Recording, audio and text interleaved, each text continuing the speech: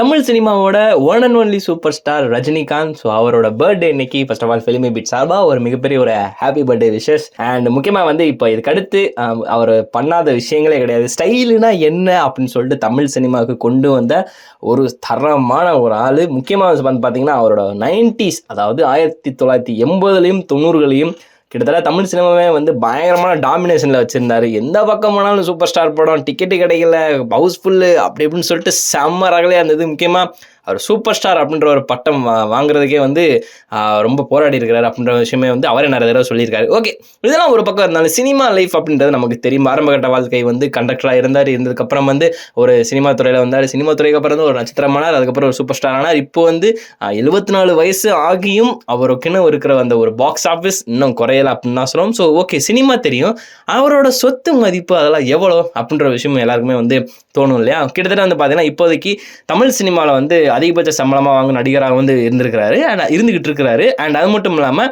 இப்போ கூலி திரைப்படத்துக்கு வந்து பார்த்தீங்கன்னா 180 கோடி சம்பளம் வந்து வாங்கியிருக்கிறாரு.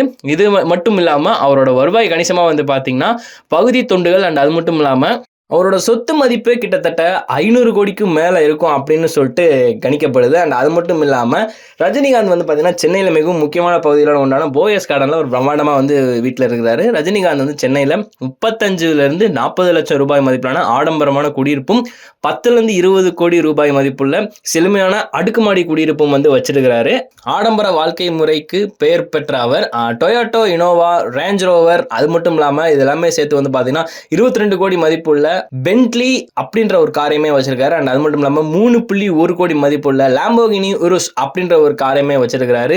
16.5 கோடி மதிப்புள்ள ஃபேண்டம், ரூபாய் 6 கோடி மதிப்பு உள்ள கோஸ்ட், ரூபாய் 2.8 கோடி மதிப்புள்ள மெர்சிடஸ் பென்ஸ் ஜி வேகன் அப்படின்ற போன்ற எக்கச்சக்கமான கிட்டத்தட்ட கார் கலெக்ஷன்ல வந்து மனுஷன் செம்மையான ஒரு ரேஞ்சில் வச்சிருக்கிறாரு. அண்ட் இது மட்டும் இல்லாமல் ஜெயிலர் படத்தை தொடர்ந்து மாபெரும் வெற்றியை தொடர்ந்ததுக்கு அப்புறம் வந்து தயாரிப்பாளர் கலாநிதி மாறன் ரஜினிகாந்துக்கு வந்து பார்த்தீங்கன்னா BMW X7 அப்படின்ற காரையுமே வந்து பரிசாக வழங்கியிருக்காரு. இதோட கார் மதிப்பு வந்து பார்த்தீங்கன்னா சுமார் 1.25 to 1.50 கோடி வருமா அப்படின்ற மாதிரிமே வந்து பார்க்கப்படுது. ஸோ இதனாலேயே மனுஷன் வந்து கார் மேலேயுமே மிகப்பெரிய ஒரு பற்று இருக்கு, ஒரு ஆசை இருக்கு அப்படின்றமே இது மூலமா தெரியுது.